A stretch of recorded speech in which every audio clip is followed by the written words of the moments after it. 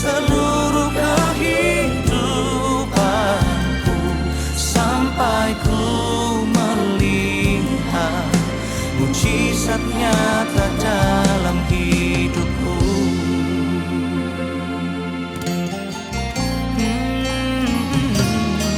Engkau Tuhan yang paling mengerti, Engkau pribadi yang memahami dalamnya relung hati.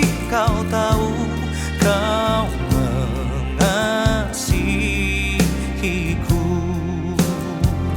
Ku percaya kuasa-Mu ajaib, ku percaya Kau sanggup menolongku. Ku serahkan seluruh kehidupanku, sampai ku melihat mujizat nyata dalam hidupku.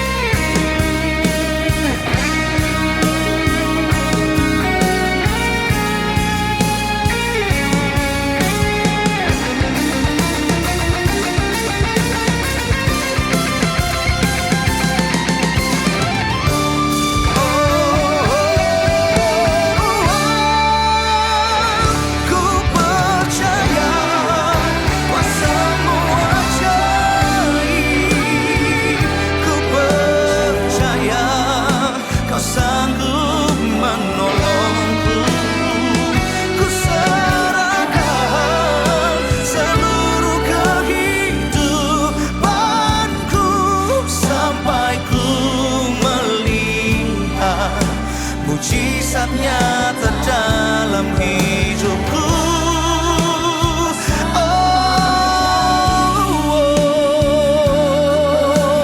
Ku percaya menolongku,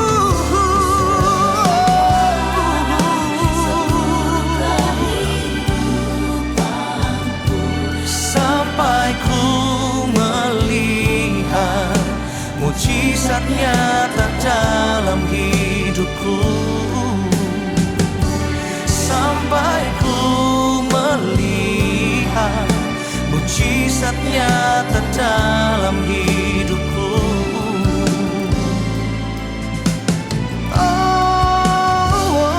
Sampai ku melihat mujizat nyata dalam hidupku.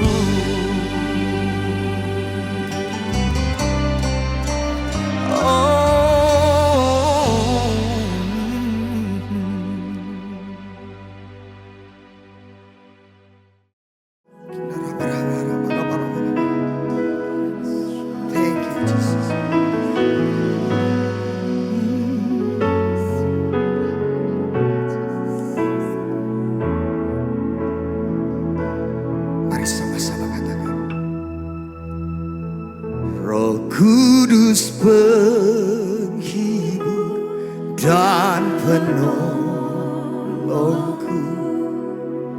ku tak takut sebab Engkau ada di dalamku. Kau ubah dukaku menjadi sukacitaku. Roh Kudus, Kau hadir di sini. Katakan, Roh Kudus menghibur dan penolong. Yes, amen. Ku tak takut sebab Engkau ada di dalamku. Kau ubah dukaku menjadi sukacitaku.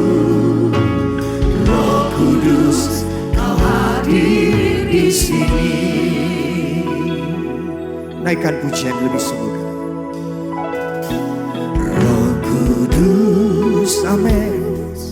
turunlah sekarang hatiku sebagai bayimu, hidupku jadi bencana, pakai sesuai rencanamu. Katakan rinduku, rinduku, ubah hidupku, ku bawa kepadamu Tuhan sebagai persembahan yang hidup sampai akhir hidup. Katakan Roh Kudus, Roh Kudus penghibur dan penolong. Ku tak takut, sebab Engkau ada di dalamku. Kau ubah dukaku menjadi sukacitaku.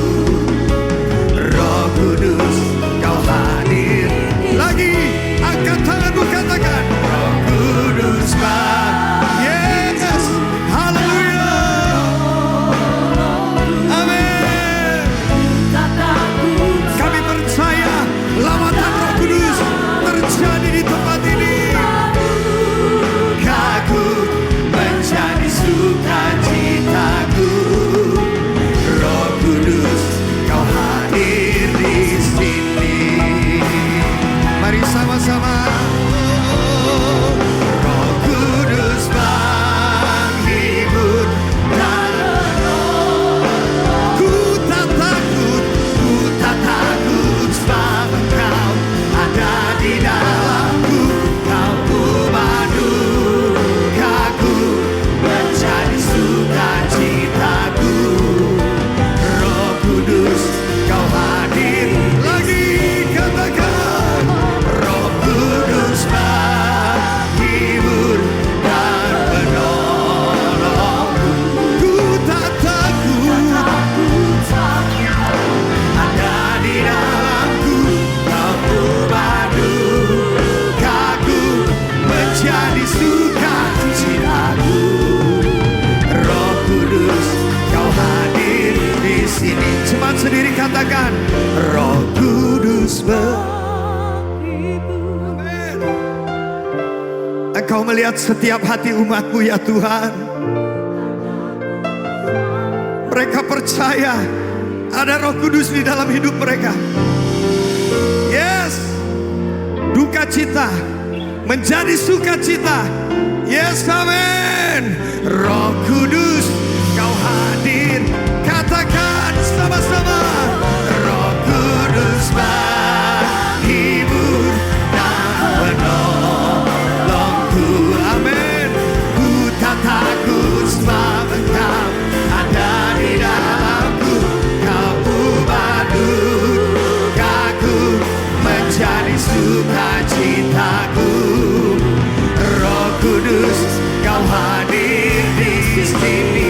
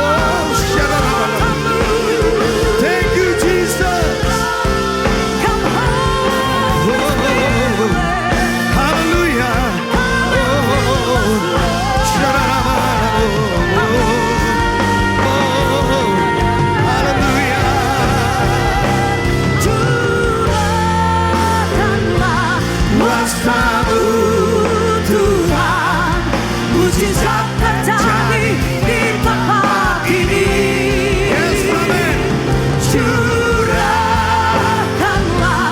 kuasa-Mu Tuhan, mujizat terjadi sekarang. Percaya iman saudara, amin. Curahkanlah kuasa-Mu Tuhan, mujizat terjadi di tempat ini. Yes, amen. Curahkanlah kuasa-Mu Tuhan, mujizat terjadi. Mari bangkit berdiri bersama saudara. Angkat kedua tanganmu, katakan curahkanlah kuasa-Mu Tuhan, mujizat terjadi. Korabata harta karana nama sande, rakata sakana nama. Kuasa-Mu Tuhan, mujizat terjadi. Berikan tepuk tangan sorak-sorai kemuliaan. Curahkanlah kuasa-Mu Tuhan, mujizat terjadi di tempat ini. Kami iman di malam hari ini, Kau nyatakan kuasa-Mu, Kau nyatakan lawatan-Mu di tempat ini, saat ini. Yes. Curahkanlah kuasa-Mu Tuhan, mujizat terjadi di tempat ini. Curahkanlah kuasa-Mu Tuhan, mujizat terjadi sekarang ini. Nyanyi Hosana bagi Rajaku yang duduk di tanah. Aku muliakan dan kuat. Di tempat ini hanya ada satu pribadi yang layak disembah, layak dimuliakan, layak diagungkan. Ku nyanyi Hosana bagi Rajaku yang duduk di tanah. Aku muliakan dan kuat, layak disembah, layak diagungkan. Mari umat Tuhan, lagi-lagi bawa hati. Ku nyanyi Hosana bagi Rajaku yang duduk di tanah. Aku muliakan dan ku agungkan. Kaulah yang disembah. Ku nyanyi Hosana bagi Rajaku di tanah. Aku muliakan dan ku agungkan. Kaulah yang disembah. Lebih lagi saudara katakan, ku nyanyi Hosana.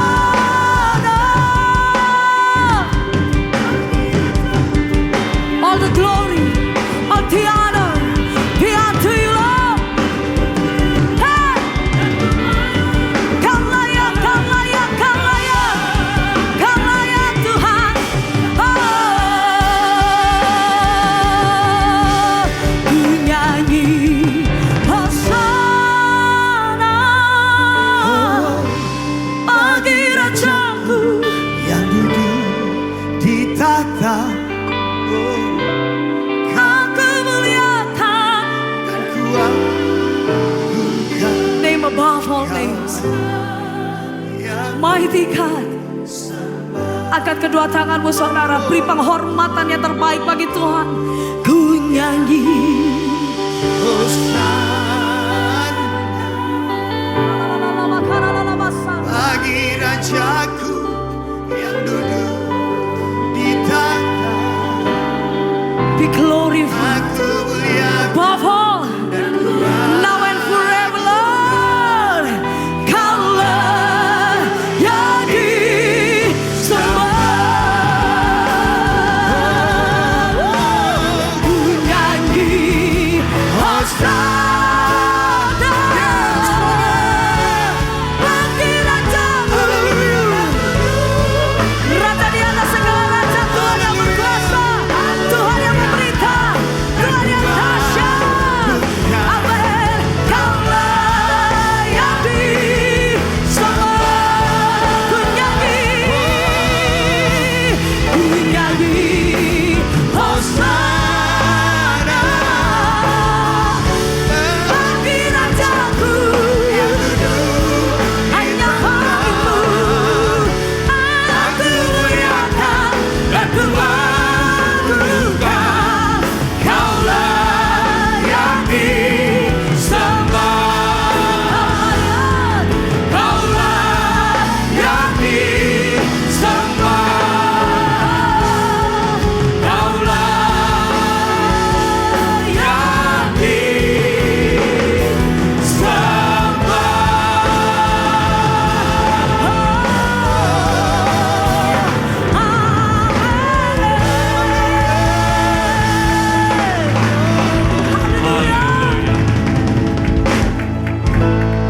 Segala puji hormat hanya kepada Engkau Tuhan. Kami telah meninggikan dan memuji Engkau. Engkau telah mendengarkan suara dan pujian kami. Tiba saatnya Engkau berbicara kepada kami melalui firman-Mu. Buka setiap hati kami. Urapi firman yang akan disampaikan. Kami percaya Tuhan, firman-Mu adalah sabda-Mu. Sabda-Mu adalah Engkau sendiri. Sehingga kami percaya Engkau hadir bersama dengan kami melalui firman Tuhan. Dan apa yang kami dengar bukan satu kebetulan, karena kami percaya ada rencana Tuhan yang indah di dalam kehidupan kami. Biarlah kami kembali dari tempat ini, kami membawa firman Tuhan yang menjadi kekuatan buat kami, yang menjadi penghiburan buat kami, bahkan yang memulihkan setiap hati kami Tuhan. Terima kasih Bapa, urapi setiap kami di tempat ini. Kami siap, kami sambut firman Tuhan hanya di dalam nama yang penuh dengan kuasa, Yesus Kristus. Haleluya. Amin. Silakan duduk Bapak Ibu. Shalom. Puji Tuhan, masih semangat saudara. Kita akan pesta rohani sejak pandemi sampai hari ini. Pesta rohani. Karena saudara, kita akan tahu bahwa Tuhan akan datang. Dan saat ini kita pesta untuk menyambut kedatangan Tuhan. Bukan pesta secara jasmani tetapi rohani saudara. Artinya kita menikmati firman Allah. Supaya waktu Dia datang kita tahu. Dan kita sudah juga siap. Dan saudara tahu apa yang terjadi di dalam tubuh kita. Jikalau kita saudara terluka, kita jatuh, apa yang keluar dari tubuh kita? Darah, saudara. Jikalau mungkin ada benda tajam melukai kita, yang keluar dari tubuh kita itu apa? Jikalau kita terbentur dan kemudian robek, yang keluar itu apa? Saudara, darah, tidak ada yang lain. Sebab itu ketika Yesus mati di kayu salib, dan kemudian Dia mengeluarkan darahnya karena kasih-Nya kepada kita, maka gereja itu lahir karena kasih dan darah Yesus. Sebab itu saudara, kita sebagai jemaat, kita akan mengeluarkan kasih itu. Ketika kita dilukai oleh orang, yang keluar adalah kasih. Ketika kita disakiti, yang keluar adalah kasih. Ketika kita dikhianati, persoalan dirugikan, yang keluar adalah kasih, saudara. Sebab itu sama dengan tubuh Kristus. Apapun yang Dia diperbuat orang kepada Dia, Dia tetap mengasihi. Bahkan ketika Dia di kayu salib, Dia berkata, ampuni mereka Bapa, Karena mereka tidak tahu apa yang mereka perbuat. Sebab itu dalam pertemuan, dalam ibadah, tentu ada gesekan, masalah, persaingan, saudara. Mungkin pengerdilan, mungkin pergeseran. Mungkin kita dilukai, mungkin kita dirugikan, mungkin kita dibully. Yang keluar tetap kasih. Karena Yesus sebagai kepala dan kita adalah tubuhnya. Yang keluar adalah saudara kasih. Tidak mungkin saudara tubuh ini kalau kepala dilukai keluar darah. Tapi tubuh dilukai keluar air. Tidak mungkin. Semua darah. Saudara, kalau Yesus mengeluarkan kasihnya kepada semua orang. Hari ini saudara. Mulai harus komitmen kepada kita masing-masing. Apapun yang kita hadapin. Siapapun yang melukai kita. Apapun yang terjadi. Tidak ada yang lain. Yang keluar adalah kasih. Karena itu yang keluar dari luka kita. Keluar dari tubuh kita. Keluar agar benturan, benda tajam dan sebagainya. Saudara, justru ketika kita dilukai, darah itu keluar. Saudara, makanya kasih itu muncul. Bukan karena kita didapatkan sesuatu dari orang lain. Bukan karena kita diangkat, dipuji, diberkati. Justru kasih itu keluar ketika ada rasa sakit di dalam hidup kita. Tapi anak Tuhan jujur bicara. Apa yang diomongkan, apa yang dilakukan, apa yang diajarkan. Saudara, tidak sesuai dengan apa yang dia harus perbuat. Sebab itu kekristenan tidak bisa kita cuma bicara santai. Kita harus mengekang diri kita. Saudara, oleh sebab itu hari ini tema kita, kehidupan keluarga yang diurapi. Kalau Yesus disebut Mesias yang diurapi dari tempat yang maha tinggi, dia adalah imam kita, kepala kita. Maka urapan itu juga turun. Amin. Karena Yesus itu kasih. Bapa kepada Yesus kepada kita. Maka yang keluar adalah kasih. Sebagai orang percaya, kehidupan keluarga, jemaat, harus yang diurapi Tuhan. Saudara, yang diurapi apapun yang kita perbuat, mau pujian, mau doa, mau pelayanan, adalah yang diurapi Tuhan. Kita lihat dulu firman Allah saudara, di dalam Efesus 5, ayat 22 sampai 26. Hai istri, tunduklah kepada suamimu seperti kepada Tuhan. Karena suami adalah kepala istri, sama seperti Kristus adalah kepala jemaat. Dialah yang menyelamatkan tubuh. Jadi kepala turun. Kalau dari atas kasih, turun ke bawah kasih. Kalau dari atas diurapi, turun sampai urapan turun. Urapan turun karena ada kasih. Katakan amin dulu. Jangan cuma saya merasa diurapi, tapi tidak bisa mengampuni. Menonjolkan diri, tidak ada itu. Itu talent, itu skill, itu suasana. Bukan urapan sesungguhnya. Kita lihat terus ayatnya.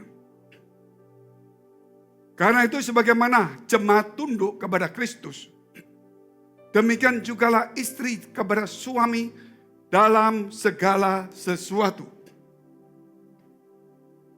Jangan tunduknya kalau ada uang. Saudara, segala sesuatu. Hai suami, kasihlah istrimu sebagaimana Kristus telah mengasihi jemaat. Kasih tetap. Dan telah menyerahkan dirinya baginya. Kasih itu berkorban. Untuk menguduskannya. Sesudah ia menyucikannya dengan memandikannya dengan air dan firman Allah. Ayat 33. Bagaimanapun juga bagi kamu masing-masing berlaku. Kasihilah istrimu seperti dirimu sendiri, dan istri hendaklah menghormati suaminya. Saya kira kita sudah tahu semua. Tapi saya membawa satu kisah, yaitu apa yang saya alami pada tahun, saya lupa itu tahun berapa. 90 berapa saudara. Waktu saya ada di kota Kupang, ada KKR di gereja Kupang dan kita masih belum gereja. Masih persekutuan doa dan saya sering misi ke desa. Kami tinggal di hotel, karena itu di kota Kupangnya KKR, tapi kita juga ke desa. Tapi saat itu adalah di kota Kupangnya. Saya masuk ke kamar mandi, semua persiapan semuanya, sambil saudara memperbaiki pakaian semuanya untuk siap melayani. Ketika saya keluar, bukan habis mandi, tapi setelah berdandan semuanya. Saudara, karena cerminnya kan ada di situ. Waktu saya mau keluar, saudara, suara Tuhan cuma berkata, saudara, doakan Lady Day, doakan Lady Day. Saya itu bukan penggemar Lady Day, saudara. Saya tidak mengerti kenapa harus mendoakan jauh-jauh seperti itu. Tapi Tuhan katakan, malam tadi aku beri kamu mimpi. Iya, saya tahu mimpi. Yaitu saya melihat awan-awan. Awan-awan. Dan yang berbaris itu panjang sekali. Panjang sekali. Dan mereka berbaris masuk saudara. Menuju ke satu pintu gerbang. Saudara. Yang belakangnya itu terang luar biasa. Mereka berbaris rapi. Saya pikir mau kemana orang-orang ini. Terus kemudian sepertinya zoom, saudara, di zoom. Di zoom, jadi kelihatan lebih dekat. Dari banyak orang terus kecil, saya lihat ada seorang perempuan.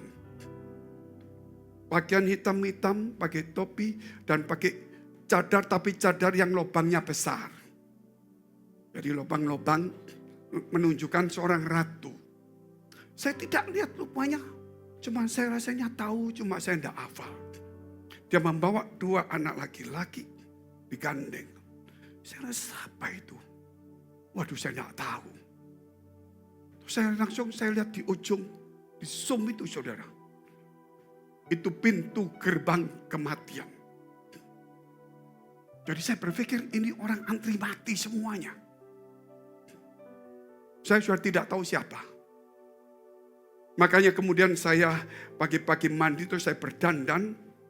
Saudara, saya mau keluar dari kamar itu. Suara berseru, berdoalah untuk Lady Day. Saya langsung terkesima. Jadi yang saya lihat itu Lady Day. Saya ngomong sama teman-teman saya, ada saksi mata. Berdoa untuk Lady Day. Karena saya lihat pintu gerbang kematian. Dan akhirnya yang terjadi malam hari. Malam hari atau apa saya tulis buku saudara. Saya mendengar Lady Day kecelakaan. Tapi di akhir kecelakaan sebelum meninggalkan nyawanya. Dia masih berkata bahasa Inggrisnya, oh Tuhan. Masih menyebut nama Tuhan. Dari situ saya tidak ada hubungan apa-apa. Mimpi itu tidak bermanfaat untuk saya. Orang berkata, manfaatnya apa Pak? Oh, saya enggak ada. Saya bukan orang tipe orang terus ngomong ke Inggris sana sini, enggak. Tapi bagi saya manfaatnya. Bahwa Tuhan tahu segala nyawa yang hidup. Tuhan ingin menyelamatkan setiap nyawa. Dan kalau Tuhan beritahu kepada saya, berarti setiap waktu mungkin saya ada di barisan itu. Tapi barisan yang keberapa puluh tahun saya tidak tahu. Ataukah saya tidak ada dan saudara tidak ada. Tapi kita di barisan yang akan menyambut kedatangan Tuhan. Tapi minimal saya berkata kepada banyak orang saat itu. Jangan kita sembarangan hidup. Jangan kita pesta hura-hura ketawa banyak berkat. saudara investasi, dapat dapat semua. Saudara, kita hitung uang, kita hitung ini semua. Kita lupa kalau kita sudah antri dalam kematian. Mungkin bukan 1 minggu, mungkin 2 tahun. Kita tidak ada yang tahu. Tapi yang pasti, setiap orang akan kembali. Tapi hari ini ada berita yang indah. Jikalau kita mau mempersiapkan hidup di dalam kasih, saudara, saya yakin kita akan bukan dipanggil secara kematian. Kita akan dipanggil melalui suara nafiri Allah. Dan kita akan diangkat hidup-hidup. Tepuk tangan untuk Tuhan yang luar biasa. Sebab itu jangan membawa saudara kebencian sakit hatimu dalam kematianmu. Mungkin kita tidak mati. Tapi ketika Tuhan datang, kebencian sakit hati itu menjadi bebanmu supaya kamu tidak terangkat. Hanya kasih yang membuat kita terangkat naik. Bukan berapa banyak kita sumbang gereja. Seperti gereja berkata harus memberikan sumbangan yang banyak. Bukan itu. Walaupun gereja butuh uang tapi itu sarana. Bukan berapa banyak kita datang di gereja setiap hari. Bukan berapa banyak kita melayani. Tapi berapa banyak kita mengasihi dan mengampuni orang lain. Kapan kita bisa mengasihi mengampuni? Ketika hatimu terluka. Ketika hatimu disakiti orang. Ketika hatimu menderita. Ketika engkau dirugikan. Apa engkau bisa mengasihi? Hampir tidak ada di dunia ini. Itulah perlunya suara itu berseru kembali di gereja. Bukan bicara berkat jasmani. Saudara, banyak orang berkata maaf. Gereja ini kalau bisa bicara yang indah, yang menghibur. Saudara, tapi gereja itu membentuk hati kita. Supaya hati kita itu diapa-apain, yang keluar tetap kasih. Tepuk tangan Tuhan. Karena hati sudah dikuasai kasih. Karena Yesus mati, saudara. Karena kasihnya kepada kita. Apapun yang terjadi. Saudara, mungkin 20 tahun lebih lagi atau 15 tahun lebih Tuhan datang. Sanggupkah kita berjaga-jaga? Bukan hanya di dalam gereja pelayanan, yaitu di dalam kasih kita. Setiap hari tidak sedikit, 1 bulan tidak 1, bahkan lebih banyak orang yang menyakiti kita. Tapi sebanyak itulah kita mengasihi orang lain. Sehingga kasih bukan diajarkan, tapi dilakukan dalam kehidupan kita. Kasih bukan sebuah pengetahuan. Karena kasih melewati iman. Jadi bukan pengetahuan. Orang yang bisa masuk kepada kasih melewati iman. Melewati pengharapan yang pasti. Baru muncullah kasih itu. Saudara, itulah namanya keluarga. Gereja, kepala keluarga ya Tuhan. Rumah tangga juga Tuhan. Laki-laki, perempuan, istri. Di situ ada kasih. Suami mengasihi. Istri menghormati. Istri tunduk. Doa suami tidak terhalang. Karena mengasihi. Karena mengasihi. Bukan hanya kepada istri dia mengasihi. Tetapi kepada semua orang. Tidak mungkin tangan ini dilukai keluar darah. Tangan ini dilukai keluar air. Saudara, tidak mungkin kita hanya bisa mengasihi anak kita. Mengampuni. Tapi tidak bisa mengampuni orang lain. Apapun yang terjadi bukan keluarga kita atau keluarga kita.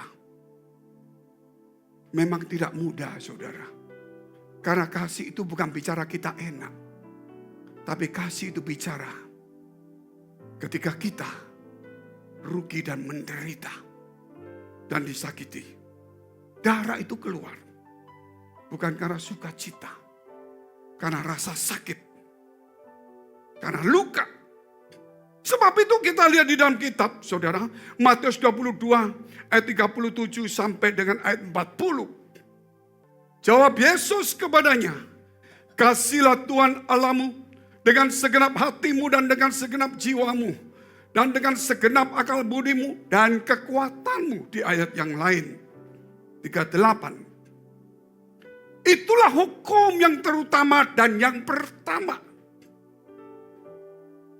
Dan hukum yang kedua, yang sama, walaupun kedua, tapi sama. Dengan itu ialah kasihlah sesamamu.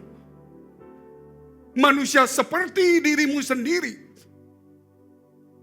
Pada kedua hukum inilah tergantung seluruh hukum Taurat dan kitab para nabi.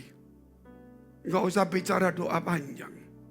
Gak bisa bicara tentang urapan, tentang sumbangan, tentang apapun yang mau apa saja. Satu ayat ini saja. Ketika engkau dilukai, ketika engkau melayani, engkau diapakan juga. Yang keluar adalah mengasihi Tuhan dan sesama. Maka seluruh hukum Taurat yang kita tidak tahu. Dan semua kitab para nabi yang mungkin kita belum baca. Terpenuhi cuma satu ayat, yaitu ajaran Yesus. Back to Jesus teaching. Saudara, inilah yang sulit. Manusia bukan diajar untuk mengasihi Tuhan, untuk mengasihi sesama. Tapi manusia sudah, saudara, mengasihi dirinya sendiri lebih dari Tuhan dan semuanya.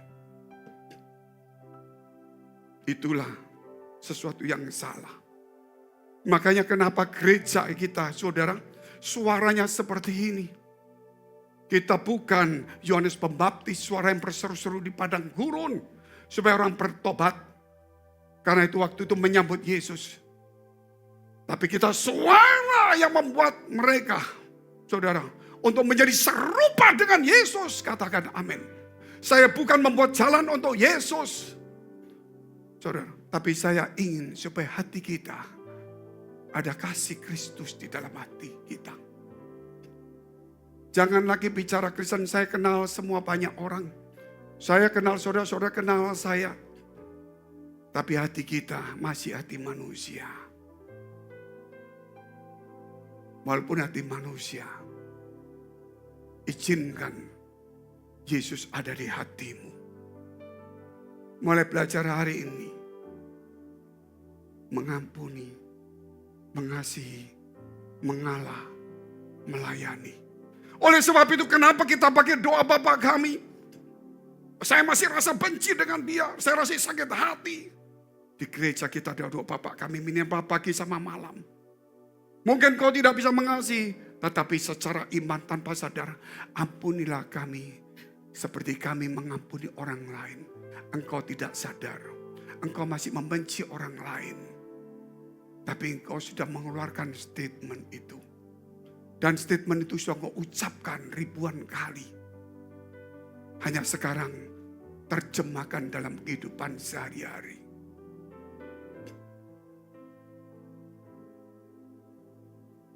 Kita lihat saudara, kita perlu antara suami dan istri.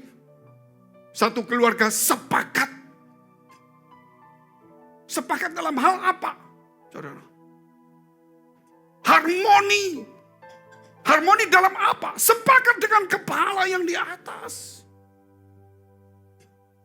Tubuh ini tidak bisa bergerak sendiri ke sana kalau tidak ada otak yang memerintah. Kenapa otak tidak di dalam perut? Kenapa otak harus di atas kepala? Karena Yesus sebagai pemimpin kita. Apapun fungsi berbeda, Tuhan yang akan menggerakkan kita. Bukan ego kita yang menggerakkan.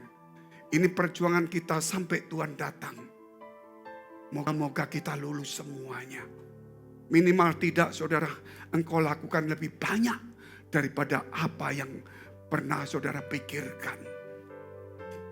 Itu penting sekali. Kita lihat Matius 18 ayat 19. Ini masih kepala dan tubuh Kristus. Dan lagi aku berkata kepadamu, jika 2 orang daripadamu di dunia ini sepakat meminta apapun, suami istri, permintaan mereka itu akan dikabulkan oleh Bapakku yang di surga. Jangan istri minta sini, suami minta di sana, saudara. Yang satu mengampuni, yang satu mau hura-hura. Yang satu membaca firman Tuhan, yang satu doa nggak masalah. Yang penting hatinya mengasihi. Katakan amin dulu. Tugas kita berbeda. Pelayanan kita berbeda. Tapi kasih tidak bisa berbeda. Sebab itu saudara, sama seperti kepala. Urapan turun dari atas, kasih itu turun, kekudusan itu turun. Bukan kita yang kudus, tapi melalui atas dan pengajaran Tuhan turun. Dan Roh Kudus turun. Kita pelan-pelan belajar hidup dalam kekudusan. Walaupun mungkin sampai compang-camping kiri kanan. Tapi kita di jalan yang benar. Tidak mungkin kita 100% sempurna suci hari ini. Saudara, tapi kita bergumul untuk hal itu. Pergumulan itu selama kita jadi manusia. Bergumul. Orang kaya saja uangnya sekian tetap bergumul dia. Apalagi hidup kebenaran. Saudara, hanya ada di surga kita sempurna. Selama kita di dunia, lakukan firman Allah. Segala berkat bagaimana? Kita lihat, saudara. Mazmur 133 ayat 1-3. Apakah kita yang mengejar berkat itu atau berkat yang mengejar kita? Maaf dulu waktu kita susah Pak Pendeta. Kita berdoa bersama-sama tidak ada berdaya. Tapi mujizat turun, sekarang saya punya uang. Tapi maaf Pak Pendeta, uang itu juga adalah ibadah saya. Saya harus mengembangkan uang ini. Dan akhirnya saudara, sama dengan saya mengejar berkat. Dulu dikejar berkat, sekarang mengejar berkat. Mengapa enggak berkat mengejar kita terus menerus? Usaha itu sarana. Saudara, berkat itu sumbernya dari Tuhan. Kita lihat dulu Mazmur 133 ayat 1-3. Memang tidak senang mendengar khotbah seperti ini. Tapi kalau saudara mau hidup seperti Kristus, mau belajar kebenaran, saudara akan senang belajar firman ini. Walaupun seorang berdosa pun kalau mendengar firman ini, dia pasti senang. Karena dia tahu, aku harus begitu walaupun gak bisa. Nyanyian Syara Daud, sungguh alangkah baiknya dan indahnya apabila saudara-saudara diam bersama dengan rukun. Seperti minyak yang baik di atas kepala, dari atas. Meleleh ke janggut, yang meleleh ke jubah pelayanannya, ke leher jubahnya. Saudara, seperti embun gunung Hermon yang turun ke atas gunung-gunung Sion. Sebab itu kesanalah Tuhan memerintahkan berkat kehidupan untuk selama-lamanya. Saudara, urapan yang turun dari Allah itu harus ada hierarkinya. Harus ada juga kerukunan. Dan itu terbentuk karena kasih. Bukan karena saudara keahlian kita, kehebatan kita. Justru karunia yang membuat kita menjadi sombong.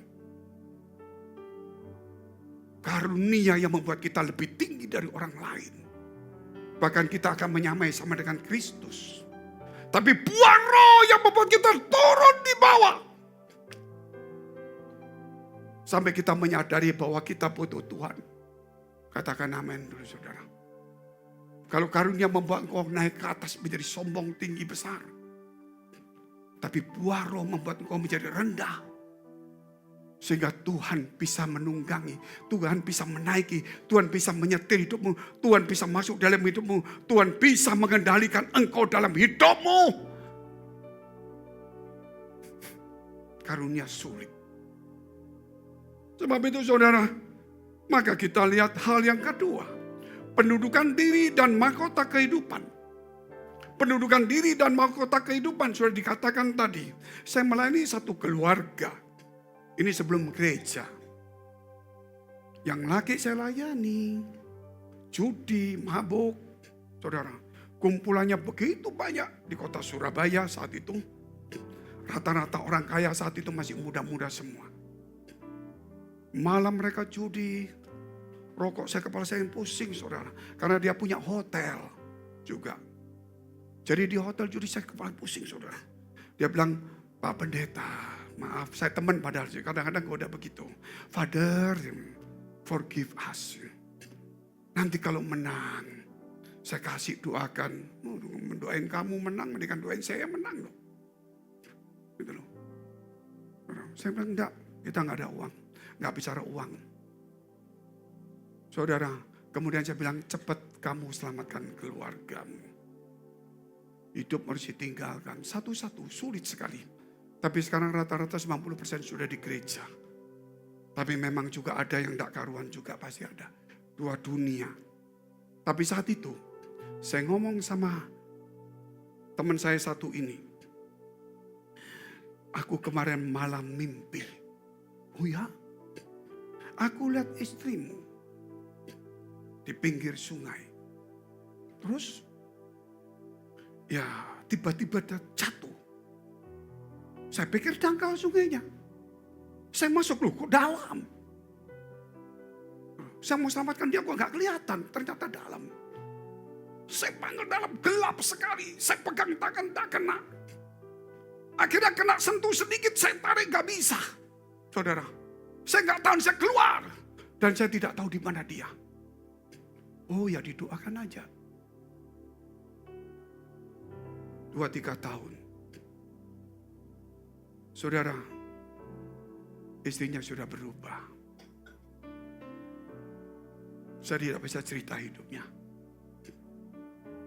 Sudah dibawa arus. Akhirnya terjadi penyesalan. Walaupun akhirnya sempat didamaikan. Namun hidupnya, saudara, sudah berbeda. Kita bisa berkelahi karena kita berbeda. Kalau istri tidak mau menundukkan diri kepada suami, suami yang harus menundukkan dirinya kepada Tuhan. Saudara jangan berkata, istriku gak mau nunduk. Saya tanya, apa kamu sudah tunduk sama Tuhan? Kalau istrimu tidak tunduk, ya kamu tetap mengasihi. Tapi itu introspeksi dirimu, apakah kamu sudah nunduk? Kalau kamu sakit, karena istrimu gak tunduk, betapa sakitnya Tuhan yang mengajari kamu. Di gereja kamu tidak tunduk kepada firman Allah. Sebab itu penundukan diri itu bukan hanya istri kepada suami. Tapi juga setiap jemaat kepada firman Allah. Katakan amin dulu. Itu hanya kepada manusia engkau bertanggung jawab. Tetapi bukan hanya satu dalam keluarga saja. Tapi itu sebenarnya engkau bertanggung jawab. Bukan hanya kepada suami, bukan kepada ini. Tapi sebenarnya di luar itu engkau bertanggung jawab. Tunduk kepada firman Allah. Itu hanya latihan saja. Itu adalah bagian yang sehari-hari engkau hadapi. Tapi firman Allah akan melihat dunia yang luas. Kalau kita tidak bisa tunduk. Dan suami tidak bisa tunduk kepada pemimpinnya atau kepada firman Allah. Buat apa ada gereja? Saudara. Gereja itu mengajar orang untuk tunduk taat kepada firman Allah. Amin. Mari kita belajar untuk saling menundukkan diri, saudara. Memang istri tugasnya berat. Menghormati dan menundukkan dirinya. Memang berat. Suami lebih berat. Harus mengasihi dan menghormati istrinya. Itu gak gampang. Saudara. Saya ingin supaya para ladies devotion yang ada di gereja base. Merubah gaya hidup walaupun tidak bisa 100%. Tahun ini berubahlah. Mau 10-20% tidak apa-apa. Yang penting ada perubahan. Katakan amin dulu. Orang berjuang tidak bisa 100% hari ini. Tapi berjuang pertama memang sulit. Tapi lama-lama kita menambah. Saya juga tidak sempurna. Saya khotbah juga sekarang saudara-saudara. Juga kadang-kadang tidak bisa sempurna semuanya. Tapi hari demi hari. kita akan menambah bobot firman Tuhan dengan yang namanya kasih ini. Sebab itu kalau saya bicara tentang kebenaran, saya bukan menegur saudara. Tapi sebenarnya firman Allah yang menegur kita. Supaya kita belajar untuk taat kepada firman Allah. Kita lihat hal yang ketiga. 1 Petrus pasal 3 ayat yang ke-7. Demikian juga, hai suami-suami, hiduplah bijaksana dengan istrimu sebagai kaum yang lebih lemah. Hormatilah mereka sebagai teman pewaris dari kasih karunia, yaitu kehidupan, bukan hidup. Supaya doamu jangan terhalang. Saya hidup oleh roh. Betul. Di gereja doa memberikan persembahan perpuluhan seperti gereja yang ngomong. Bukan Tuhan yang bicara. Tapi Tuhan berkata, untuk keluarga, untuk yang lain. Itu bukan hidup agamawi. Tapi kehidupan. Katakan amin dulu. Makanya, yaitu pewaris kerajaan kehidupan. Bukan aku gereja, aku kenal Tuhan. Oke, itu hidup oleh roh. Tapi kehidupan itu bicara hari demi hari. Bukan kepercayaan. Saudara. Maka doa itu tidak terhalang. Istri, engkau adalah penolong. Kalau suamimu gagal, gak usah marah. Karena yang patut disalahkan, yang patut memikul beban, istri. Karena penciptaan pertama, saudara, manusia itu hanya Adam. Kemudian dijadikanlah seorang perempuan untuk menolong. Maka Tuhan katakan, baik, lebih baik. Untuk segala sesuatu Tuhan melihat baik. Tapi ketika dia jadikan manusia, dia tidak ngomong baik. Tetapi kemudian Kejadian pasal 2. Manusia dia buat tidur. Diambil tulang rusuknya satu. Dijadikan perempuan sebagai penolong. Maka Allah melihat itu baik. Dengan adanya seorang perempuan. Saudara, harus ada lebih baik. Amin. Dan suami. Gitu loh. Harus mengasihi. Karena doa kita supaya tidak terhalang. Bagaimana kita mau doa model macam apa saja. Kalau kasih itu tidak ada. Hanya untuk memperkaya diri. Setan bisa nyusup masuk memberkati kamu. Supaya kita punya paham. Kalau ikut Tuhan kaya. Pelajarannya tentang kemakmuran. Karena setan masuk menyusup. Pengajaran boleh menjadi sesat. Sehingga di gereja cuma bicara kemakmuran. Tidak ada kebenaran Allah. Ingat, setan pernah nawari Tuhan. Supaya menyembah dia akan diberikan segalanya. Gereja bisa masuk. Setan bisa masuk di gereja. Gitu. Aku berdoa. Aku benci gak apa-apa. Aku ini gak apa-apa. Diberkati. Pahamnya di gereja. Kita berdoa supaya diberkati. Kemakmuran. Kaya. Betul. Seakan-akan dari Tuhan. Saya tidak tahu. Tuhan mau ngasih sungguh atau setan menyusup. Tapi yang Tuhan ajarkan hari ini. Saudara. Supaya kita mengasihi. Supaya doa kita tidak terhalang. Katakan amin dulu. Tidak bisa dilawan firman Allah. Makanya istri itu penting sebagai penopang. Suami itu hidup di dalam sebagai imam. Belajar untuk mengasihi terus. Ketika satu hari saya pelayanan. Saya pernah melihat nama saya di dalam kitab kehidupan. Sehingga saya tidak perlu pakai nama baptis. Karena dalam kitab kehidupan itu ada nama saya.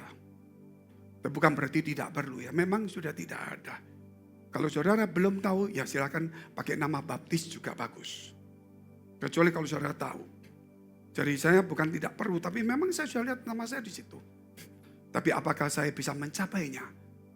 Oh, kalau sudah ditulis Pak Aman, tunggu dulu. Saudara, Musa pernah berkata,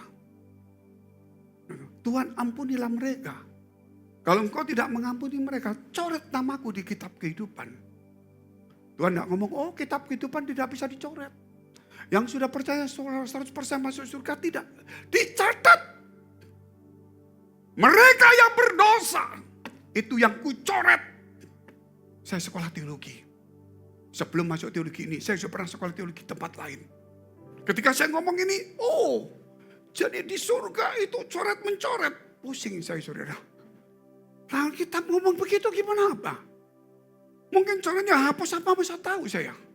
Tapi kan Allah berkata setiap orang percaya. Dia warga kerajaan surga. Katakan amin dulu. Itu ketika engkau percaya dicatat. Hanya tinggal dicoret atau tidak. Itu hak Tuhan, bukan kita yang nyoret. Engkau masuk sekolah. Gitu. Sudah masuk. Tapi yang menilai itu gurumu, bukan kita. Kita sudah pasti masuk surga. Saudara. Tetapi yang menilai itu nanti Tuhan. Hari ini saya yakin yang percaya Tuhan itu, saudara, sudah punya status surga. Jangan sampai ada coretan. Mau bicara teologi ini saya nggak perlu. Karena saya sudah berbicara terlalu banyak dengan orang-orang seperti itu. Kita nggak mau bicara apa itu. Yang penting apa yang di Alkitab saya ngomong. Titik. Kalau nggak cocok, hubungi Alkitab itu. Keluaran 32 ayat 32 dan 32. Silakan telepon di sana. Udah gampang saudara. Itu sama ada.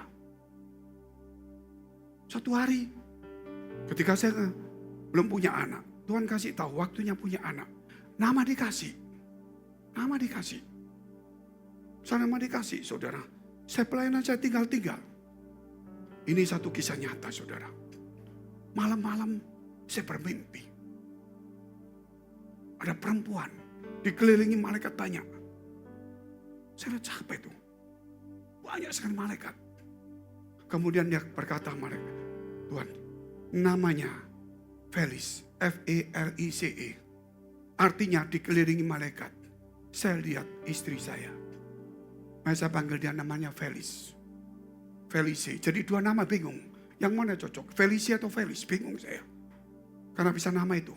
Besok pagi saya cari. Karena dikatakan itu bahasa Itali. Percaya nggak percaya? Saya nyari bahasa Itali. Betul, dikelilingi malaikat artinya. Dan itu bukan hanya untuk istri saya. Untuk saudara semuanya. Malaikat itu melayani orang-orang yang percaya. Tepuk tangan untuk Tuhan. Kalau saudara, kalau malaikat melayani, nggak usah kita perlu dilayani manusia. Amin. Kita melayani. Yang terakhir saudara, mendidik anggota muda. Ini penting sekali. Karena gereja kebanyakan disetir oleh anaknya. Anak kecil, aku tidak mau gereja di sini, karena di sana dikasih boneka. Kalau di PES, boneka nggak ada. Gerejanya nggak punya duit. Namanya nggak bisa Pak, namanya anak. Kenapa kamu sekolahkan di sekolah tempat yang bagus? Anak-anak muda, sorry Pak, aku tidak bisa di gereja sini. Papa mamanya ikut. Siapa yang memimpin? Siapa yang kepala? Selama anak muda itu belum menikah, itu hak ada di orang tua. Selama dia menikah, itu sudah memang kita cuma bisa ngomongin. Tidak bisa memerintah lagi. Itulah pergumulan kita hari ini. Titus pasal 2 ayat 3 sampai dengan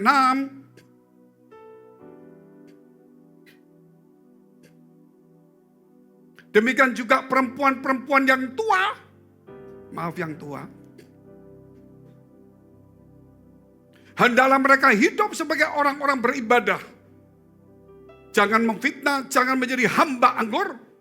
Tetapi cakap mengajar hal-hal yang baik. Harus baca firman Tuhan. Tidak bisa enggak.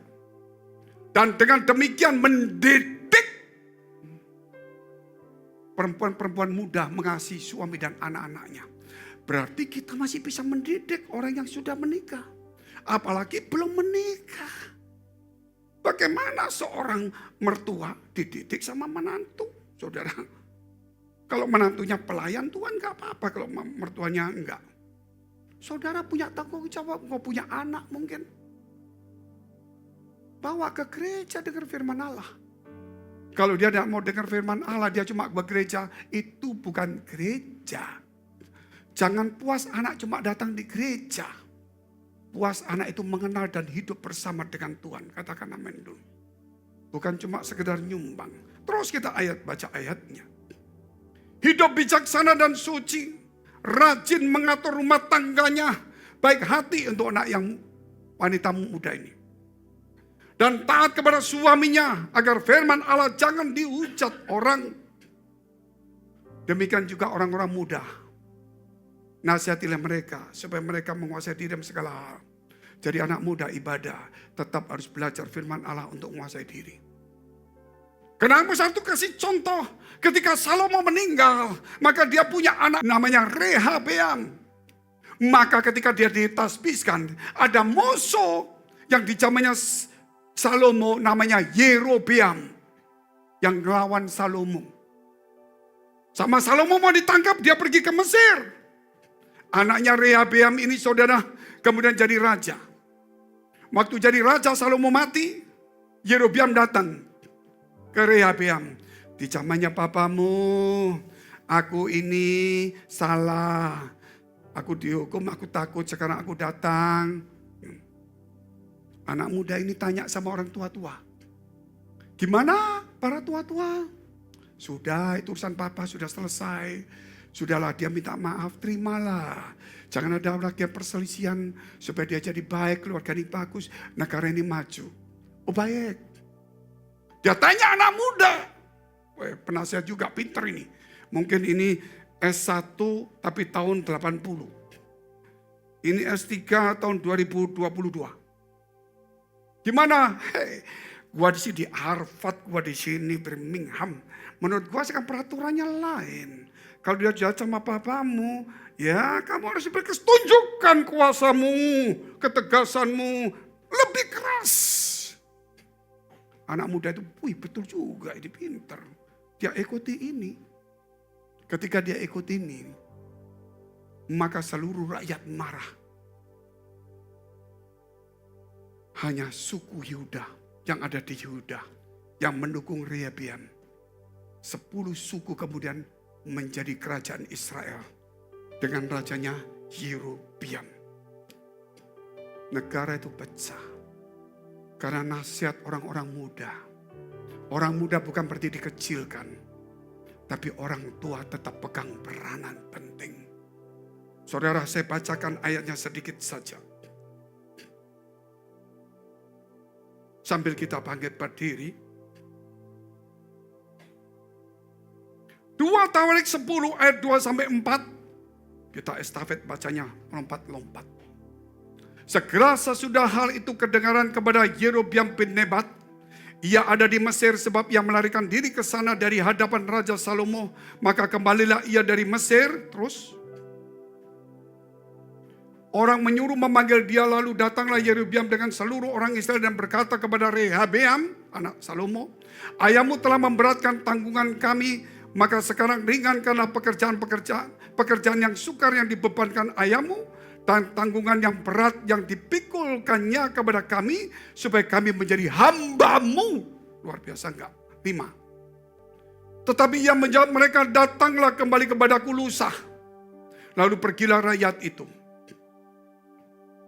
Sesudah itu Rehabeam meminta nasihat dari para tua-tua yang selama hidup Salomo mendampingi Salomo ayahnya. Katanya, apakah nasihatmu untuk menjawab rakyat itu?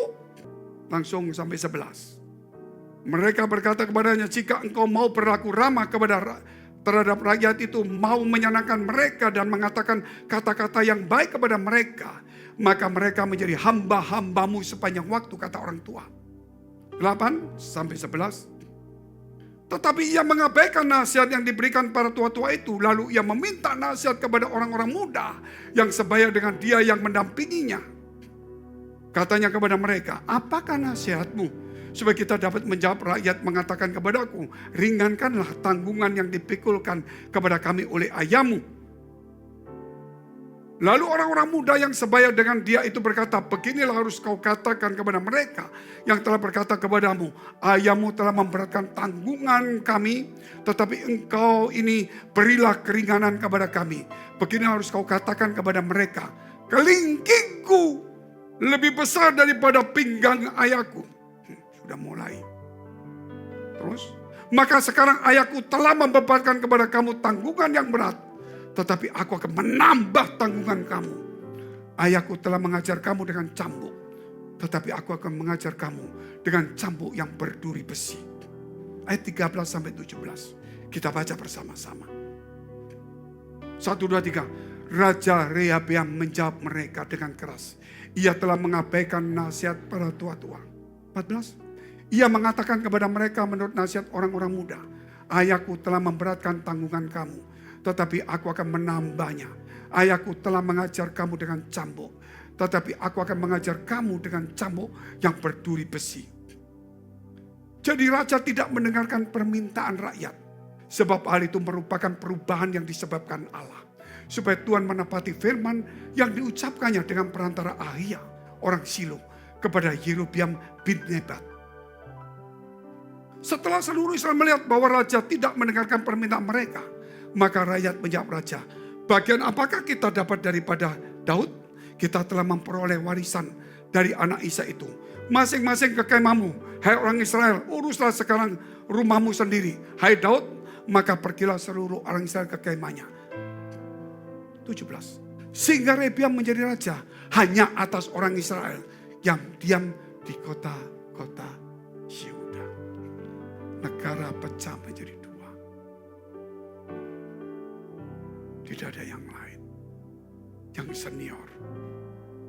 Yang tua-tua. Jadilah bijaksana. Sisa hidup kita di dunia tidak panjang. Berilah kata-kata kebenaran dan kehidupan. Walaupun kita harus dimusuhi. Darah dan kasih itu akan keluar terus. Mungkin kita dibenci. Pada saat kita dipanggil, dia akan mengeluarkan air mata. Betul kata mama papaku. Mari kita berdoa. Biar kasih itu mengalir. Biar kekudusan itu mengalir. Kepala penuh kasih, bawah pasir. Kekudusan dari atas turun ke bawah. Dilukai di apapun juga. Tubuh akan mengeluarkan darah. Apapun yang kami hadapi, kasih akan keluar. Kasih akan keluar. Kapan kasih itu keluar? Ketika aku dilukai. Ketika aku disakiti. Ketika aku dikucilkan. Ketika aku menderita. Ketika aku dirugikan dan hatiku susah. Ketika aku dikhianati, ketika aku terluka, ketika aku dicemooh, bahkan mungkin ketika aku disalibkan, waktunya kasih keluar.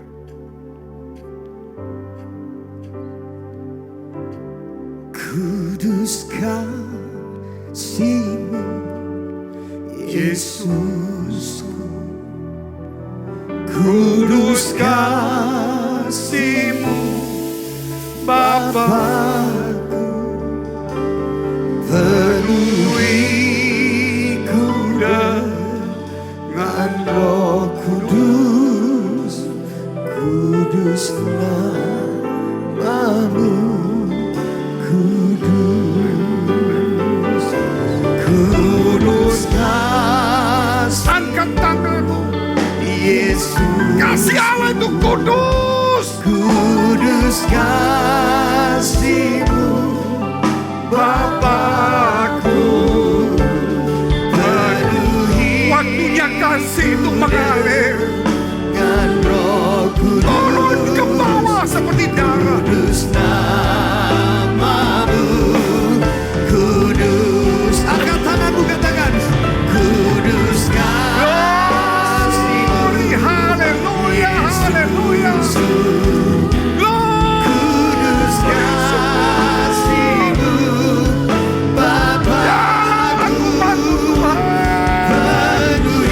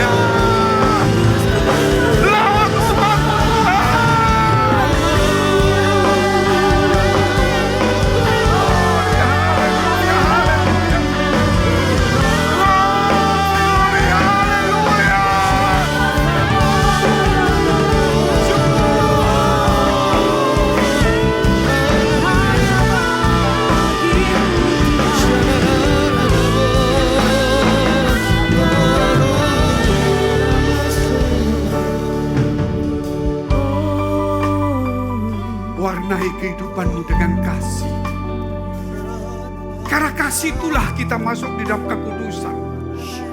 Tanpa kasih tidak mungkin kita masuk kekudusan. Banyak orang menyepi dirinya. Banyak orang berdiam di gereja membaca firman Allah. Banyak orang berdoa agamawi, merasa kudus tapi tidak melewati kasih. Ketika dia terluka, dia membalas dengan kejahatan. Kasih itulah tangga untuk masuk dalam kekudusan. Warnai keluargamu dengan kasih. Warnai gerejamu dengan kasih. Mari kita warnai dunia kita dengan kasih. Yes, amin, amin. Tuhan, biar suaramu menggema di mana-mana.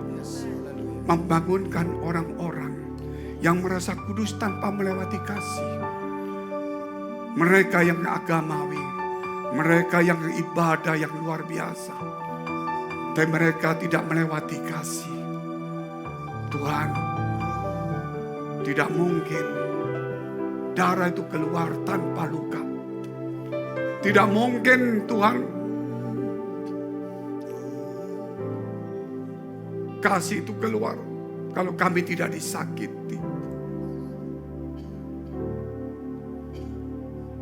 Mari kita berdoa untuk semua gereja yang ada di seluruh dunia. Kami berdoa untuk semua gereja yang ada di seluruh dunia. Dari hamba Tuhan sampai kepada umat Tuhan. Kiranya Kau memberkati mereka supaya mereka menjadi berkat dan hidup mereka berdampak. Supaya di mana gereja mereka melayani dan berjemaat dipenuhi orang-orang yang takut akan Tuhan dan tulus hatinya. Kami berdoa untuk semua gereja yang ada di seluruh dunia supaya mereka bersatu, rukun dan tidak terpecah-pecah. Supaya dunia percaya Yesus adalah Tuhan bagi kemuliaan Allah Bapa di surga. Kami berdoa untuk setiap persembahan yang dipersembahkan umat-Mu Tuhan. Kiranya menjadi dupa yang harum di hadapan Engkau. Dan Kau menerima sebagaimana persembahan Abel. Engkau memberkati segala pekerjaan, rumah tangga, kesehatan, iman, rohani mereka sampai kepada anak cucu mereka. Kebajikan kemurahan Tuhan selalu menyertai mereka. Mari dekapkan kedua tanganmu di dadamu. Karena untuk menerima berkat itu mudah, namun menjaga hati itu sukar. Sebab itu firman Tuhan berkata, jagalah hatimu dengan penuh segala kewaspadaan. Karena dari situlah terpancar kehidupan. Jadilah berkat. Dan terimalah berkat rahmat anugerah dari Allah Bapa di surga. Di dalam putra tunggalnya Yesus Kristus yang sudah mati bangkit naik surga. Menyediakan rumah akan datang menjemput kita. Dan menghakimi seluruh umat manusia. Di dalam persekutuan dengan Roh yang Kudus. Membuat hati kita berkobar-kobar. Roh kita menyala-nyala. Sehingga kita dalam kasih semula kepada Tuhan. Yang memimpin kita. Dan membuat kita menjadi saksi Kristus. Mulai hari ini sampai selama-lamanya. Amin. Silakan duduk. Oh, praise the name of the Lord our God. Oh, praise His name forevermore. For endless days we will sing your praise. Oh Lord our God. Oh, praise the name. Oh, praise the name of the Lord. Mari saudara sekali lagi kita bangkit berdiri.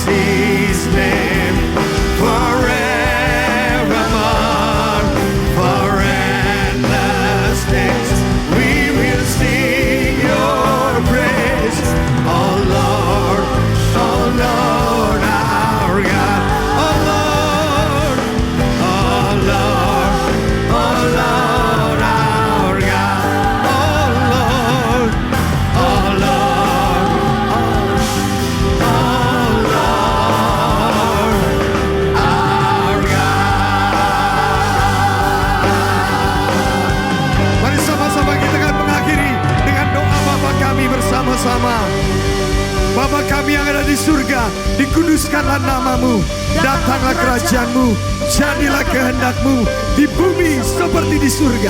Berikanlah kami pada hari ini makanan kami yang secukupnya, dan ampunilah kami akan kesalahan kami seperti kami juga mengampuni orang yang bersalah kepada kami. Dan janganlah membawa kami ke dalam pencobaan, tapi lepaskanlah kami daripada yang jahat. Karena Engkau yang punya kerajaan dan kuasa dan kemuliaan sampai selama-lamanya. Yang percaya katakan amin. Roh Kudus penghibur dan penolongku, ku tak takut sebab Engkau ada di dalamku. Kau ubah dukaku menjadi sukacitaku. Roh Kudus, Kau hadir di sini.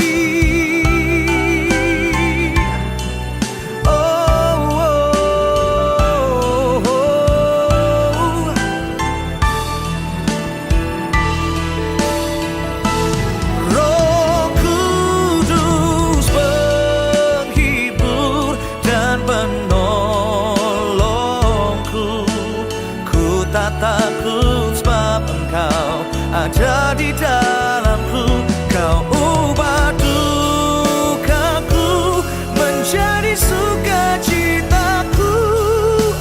Roh Kudus, Kau hadir di sini. Roh Kudus, Kau hadir di sini.